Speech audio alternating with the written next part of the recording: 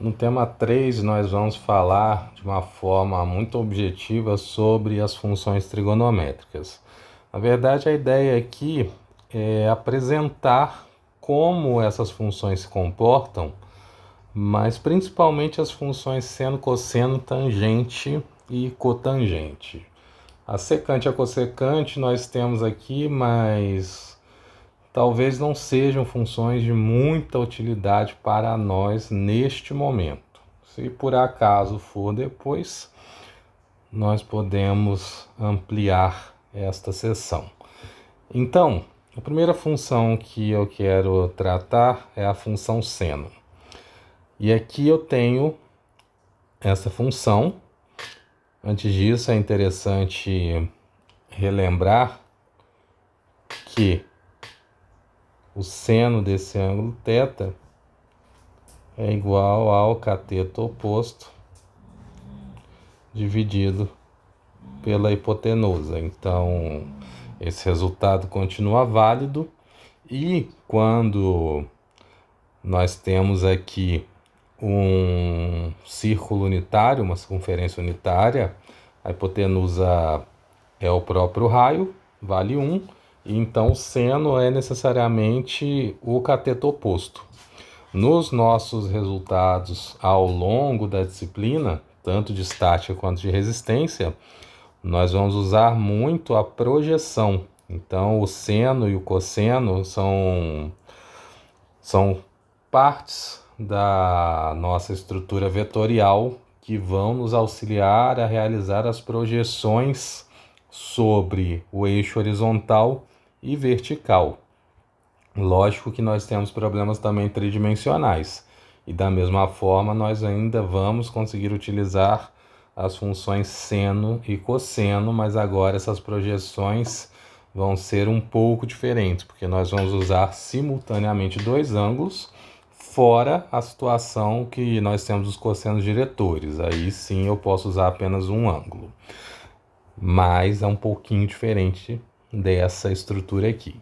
Então, a primeira função, que é o seno, nós observamos aqui na imagem que ela começa nos pontos 0, 0, e no seu trajeto ela se repete de forma regular, tanto para a direita quanto para a esquerda.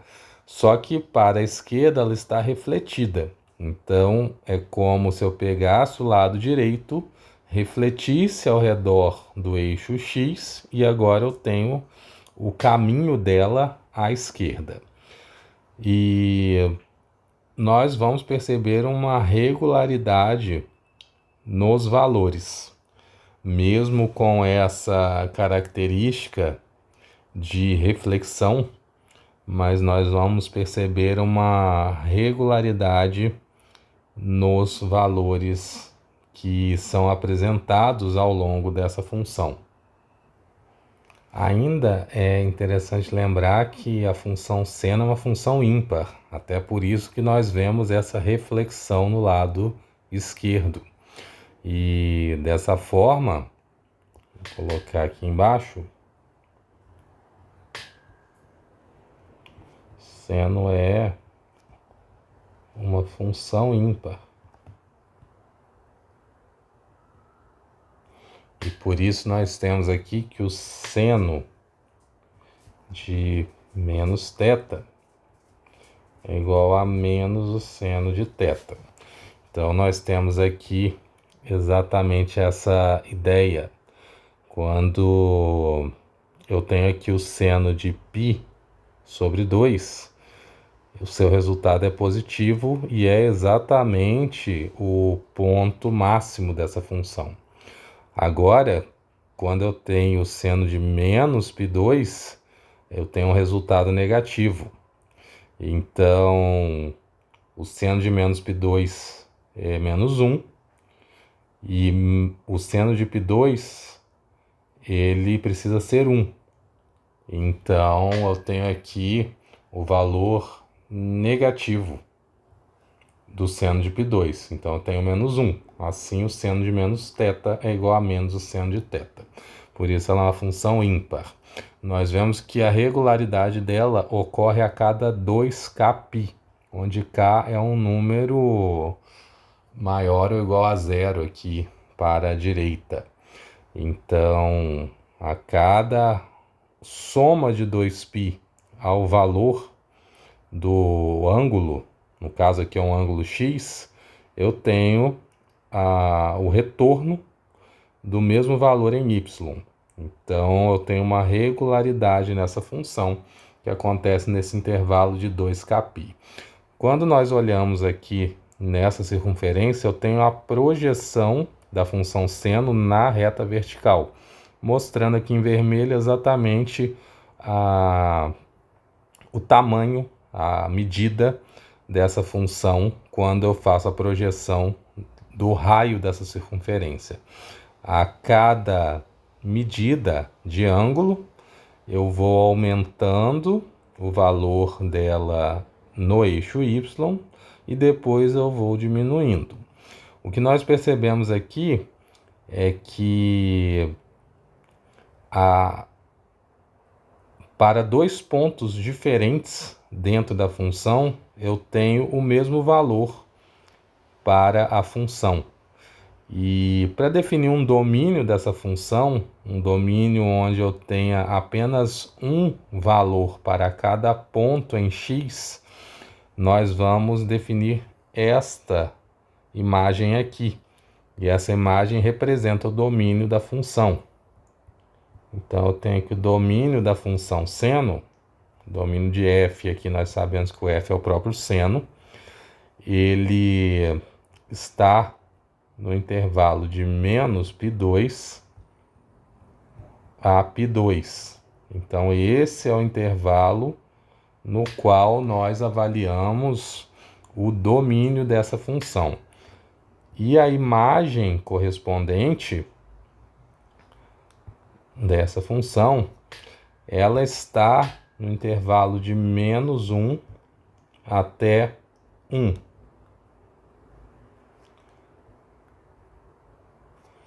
Isso aqui evita também alguns erros de cálculo, porque nós sabemos então que o domínio dessa função, ela está nesse intervalo de menos π2, π2. Da mesma forma, a sua imagem vai variar entre menos 1 e 1. Quando nós tomamos a inversa, que é o arco seno ou o seno inverso, na verdade eu não separei aqui de forma nominal, mas nós vamos escrever dessa forma. Seno a menos 1 é a inversa do seno. Então, aqui é o arco cujo seno é θ, ou x, como está dado aqui na nossa imagem. E o que acontece com essa função? Ela recupera o ângulo. Quando nós calculamos o seno, nós estamos preocupados com a projeção. Quando nós recuperamos essa função, que é a partir da função inversa, agora eu estou preocupado com o ângulo. Então, essa função arcosseno ou seno inverso, que sempre será a forma que eu vou escrever, porque é mais compacta, ela vai recuperar o ângulo. E para isso, eu tenho que o domínio da inversa é igual à imagem da função não invertida. Então, o domínio da função arcosseno é igual à imagem da função seno. E dessa forma eu pego então esta figura e faço a sua inversão. Quando eu faço a inversão dela, refletindo em torno dessa reta, observe que o vermelhinho pontilhado é a função seno, dentro do seu domínio de menos π2 a π2. Através dessa reta aqui, que é a reta y igual a x, eu faço a reflexão dessa função. E agora eu tenho a curva azul, que é exatamente a função seno a menos 1. Então, eu tenho aqui valores que variam de menos 1 a 1, correspondente ao seu domínio, que eu vou escrever, mesmo que isso já esteja aqui embaixo, mas só para não gerar uma confusão, que agora eu tenho aqui o domínio da função que é o seno inverso. Da mesma forma, agora eu tenho o domínio da função, ou melhor, a imagem da função, que é o seno inverso. Então eu tenho aqui que o domínio agora, ele varia de menos 1 a 1, e a imagem varia de menos π2 a π2, como está escrito ali embaixo. Mas existe essa referência, né, que o domínio de f a menos 1 é igual à imagem de f, porque o domínio da função seno inverso é igual à imagem da função seno. É por isso que eu tenho essa referência ali. Mas agora, como nós estamos falando da função seno inverso, então eu vou colocar aqui essa diferenciação. E isso evita alguns erros de cálculo, né? Por quê? Quando eu vou realizar esse cálculo da função seno, eu tenho um conjunto de valores que são correspondentes, como nós vemos aqui. Por exemplo, esses dois pontos, eles correspondem. Então, eu tenho aqui um ponto que é igual a esse ponto, né? Eu não sei exatamente qual é o valor, mas eles são iguais. Da mesma forma que nós vemos aqui com essa reta, que ela corta diversos pontos iguais. Ó. 1, 2, 3, 4, 5, 6, 7, 8. Então, quando nós realizamos essa recuperação do ângulo, o que ocorre? Eu só recupero ângulos entre menos π2 e π2. Se os ângulos forem maiores do que isso, na verdade eu vou obter algum ângulo correspondente anterior. Isso vai acontecer muitas vezes, porque nós vamos lidar com ângulos maiores do que 90 e o resultado, como nós já podemos ver aqui, ó, aqui está 90. Então, ângulos maiores do que 90, maiores do que π2, eles vão ter resultados menores do que 1, porque a imagem da função está entre menos 1 e 1. Então, eu sempre vou recuperar valores entre menos 1 e 1. E na hora de realizar o processo inverso, com a função inversa, nós vamos recuperar então ângulos entre menos π2 e π2. E muitas vezes esse não é o ângulo que nós queremos. Nós queremos algum ângulo que é maior do que π2. E a partir daí vem o processo analítico de acordo com o problema. Mas isso só vai acontecer se você conhece o domínio e a imagem da função. Então, esse é o meu objetivo em apresentar para vocês como a função seno se comporta e qual é a sua inversa. Porque a partir disso nós vamos entender na hora de fazer os cálculos dos ângulos por que eu não obtenho o valor que eu quero. Eu preciso interpretar esse valor. Então, essa é a argumentação. Agora, nós temos aqui a função cosseno. De certa forma, ela não é muito diferente da função seno. Então, eu tenho agora o cateto adjacente, que eu vou dividir também pela hipotenusa, mas o meu resultado Quando eu tenho uma leitura anti-horária a partir da horizontal, o meu resultado será uma projeção na horizontal. E por que eu falo isso? Porque se a leitura for deste ângulo aqui, que parte da vertical, agora o meu cosseno está aqui. Então, a minha leitura não é mais de uma projeção horizontal. Então, cuidado com isso. Quando nós olhamos a função cosseno, ela é uma função que tem regularidade para os dois lados. Então, tanto para a direita quanto para a esquerda. E agora sim nós temos uma correspondência exata. Os valores de θ são iguais aos valores de menos θ. E isso ocorre porque o cosseno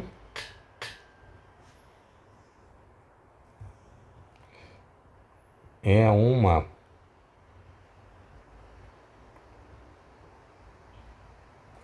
função par. E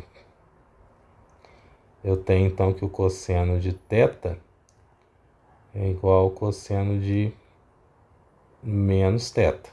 Então eles são iguais. E dessa forma eu tenho uma função par.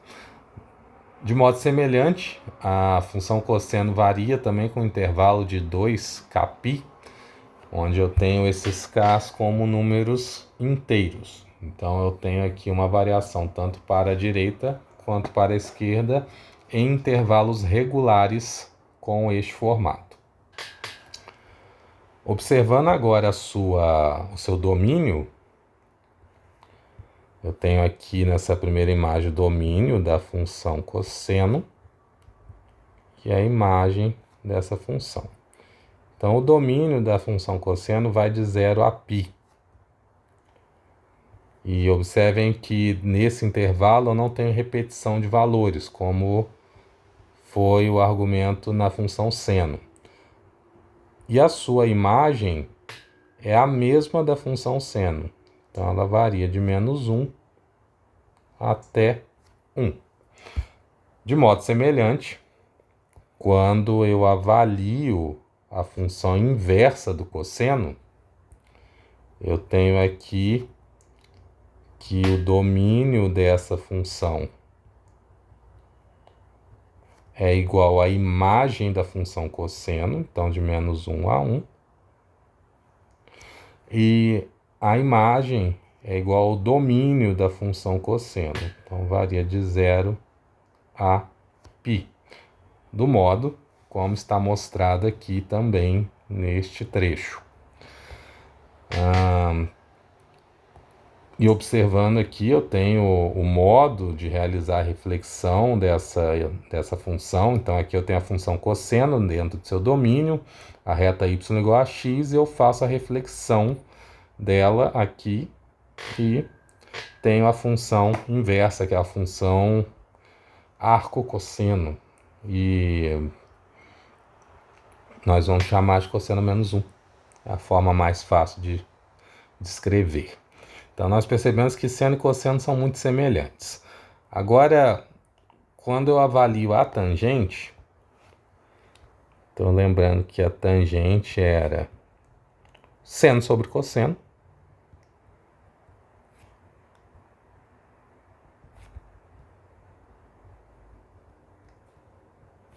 Ou cateto oposto sobre cateto adjacente.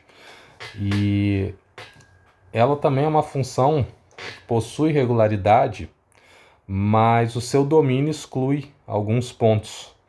E esses pontos são os pontos π sobre 2 mais kπ. Então, observem o seguinte, eu excluo aqui este ponto, que é o ponto π sobre 2, mas eu também excluo o ponto menos π sobre 2. Quando k desse kπ é igual a 0, isso eu vou escrever aqui do lado. Então, eu tenho π sobre 2 mais kπ, são os meus intervalos. Para k igual a 0, eu tenho π sobre 2. Para k igual a -1, eu tenho o menos π sobre 2, porque π sobre 2 menos π é menos π sobre 2. Então, observem que eu peguei os dois lados aqui que delimitam, na verdade, são as assíntotas verticais da função tangente. Então, neste trecho aqui, essa função nunca toca essa reta vertical, que é a reta menos π2, e do outro lado, ela nunca toca essa outra reta, que é a reta π2. E isso é muito relevante, porque nesses pontos nós não vamos ter uma definição, né? E isso ocorre de modo muito específico, porque como a função tangente é definida por seno sobre cosseno, o seno de π2 é 1. O seno de menos π2, ele vai ser -1. Mas o cosseno de π2 é 0. E o cosseno de menos π2 também. Então, eu teria uma divisão por 0. No mais, a tangente, ela tem um domínio que vai do menos infinito ao mais infinito. com exceção desses pontos. Então eu separei aqui 2 pontos, que são os pontos π2 e menos π2. E de modo semelhante, nós conseguimos fazer a inversão dessa função. Mas observem que eu tenho outras, né? Eu tenho outras curvas aqui com essa regularidade igual à central, mas respeitando as assíntotas. Mas quando eu faço a inversão, o que vai ocorrer é o seguinte. Tem aqui agora o arco tangente, que é a tangente a menos 1. E da mesma forma eu vou escrever o domínio e a imagem dessa função. Então, como o domínio da função era, ou melhor, como a imagem era de menos infinito a mais infinito, agora eu tenho o mesmo para o domínio. Então eu tenho aqui o domínio de f de menos infinito a mais infinito. E a imagem, ela vai ficar limitada ao intervalo de menos π2 a mais π2. Observem que a imagem é o domínio entre as assíntotas. Então, eu limito entre menos π2 e π2.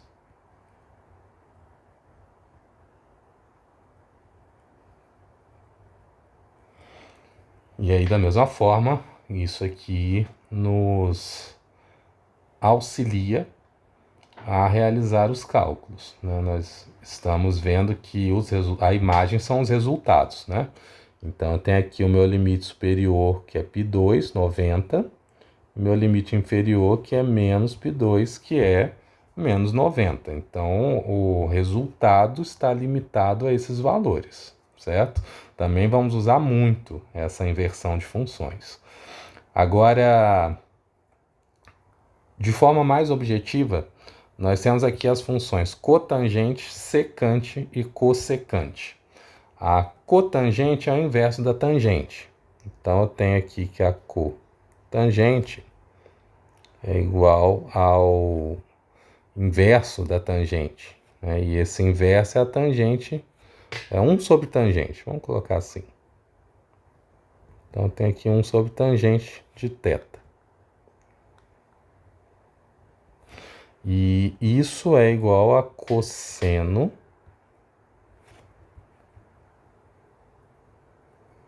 sobre seno.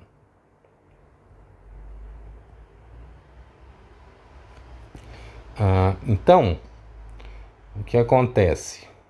De modo semelhante ao que nós temos ali na função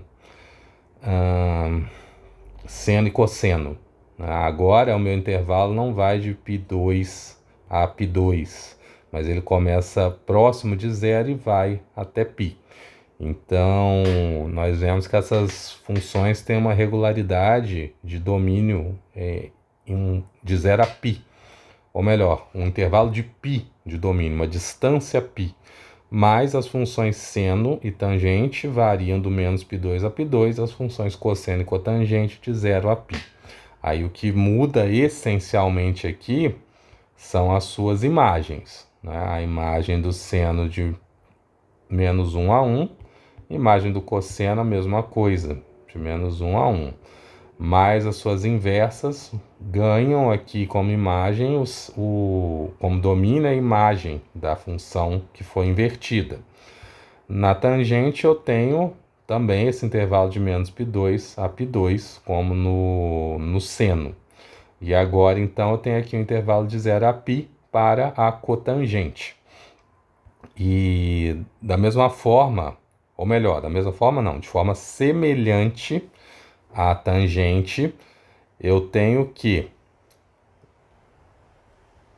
assíntotas verticais, só que agora essas assíntotas ocorrem em função do seno, que são os pontos onde o seno é nulo. Então, o seno de 0 é 0, o seno de π é 0, o seno de 2π é 0. Nesses pontos, então, eu tenho uma assíntota vertical. E quando o cosseno de θ, eu tenho aqui θ igual a π sobre 2, O cosseno de π sobre 2 é zero. Então, esses são os pontos onde eu anulo a função cotangente, que está aqui, quando ela atravessa o ponto π sobre 2. Então, a partir disso, agora, meu intervalo são intervalos de κπ. Então, a cada κπ, eu excluo esse ponto do domínio. Por isso, o domínio vai de menos infinito a infinito, com a exclusão dos pontos κπ. E agora, eu tenho aqui a inversa dela. Então, cotangente a menos 1.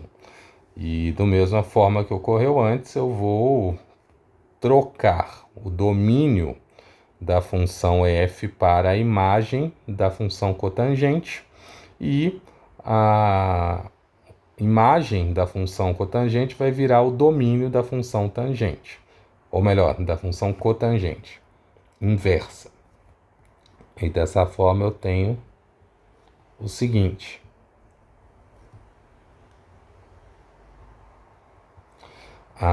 O meu domínio, ele varia de menos infinito a mais infinito. Então, eu tenho muitas entradas, mas as saídas vão apenas de 0 a π. Então, essa é a imagem desta função. E, para finalizar, eu tenho aqui a secante e a cossecante. Então, essa função secante, de um modo geral, nós vamos escrever como sec.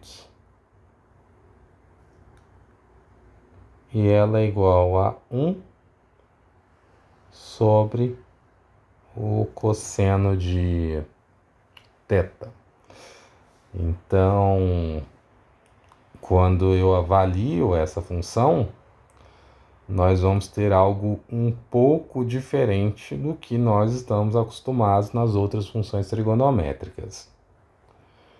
E nós temos aqui essa ideia, onde eu tenho a função cosseno e o processo de inversão dela, dado aqui pelos seus intervalos, nos quais eu tenho a função cosseno sendo anulada. Então, é um intervalo aqui de π sobre 2.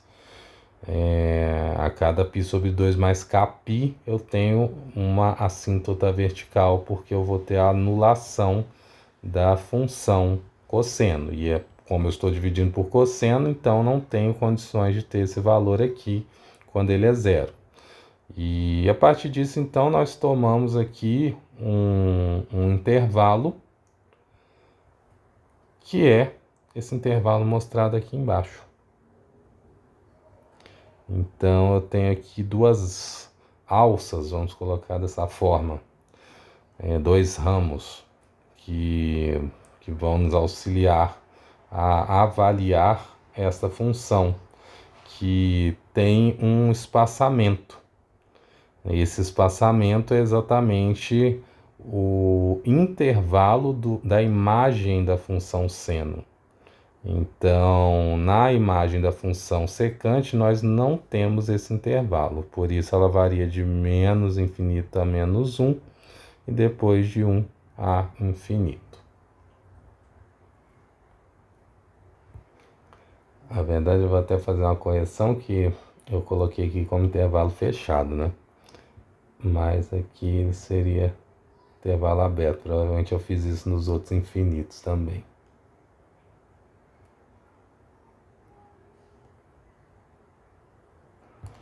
Isso. Alguns aqui são abertos por causa das assíntotas, né? Então, na hora que eu faço a inversão, eu também preciso manter esses intervalos abertos. Ok. Então, aqui eu mostro para vocês a inversa dessa função arcosseno, seu domínio e a cossecante com a mesma ideia, né? Eu tenho a função seno, lembrando aqui que a cossecante, o CSC, é igual a 1 sobre o seno de θ.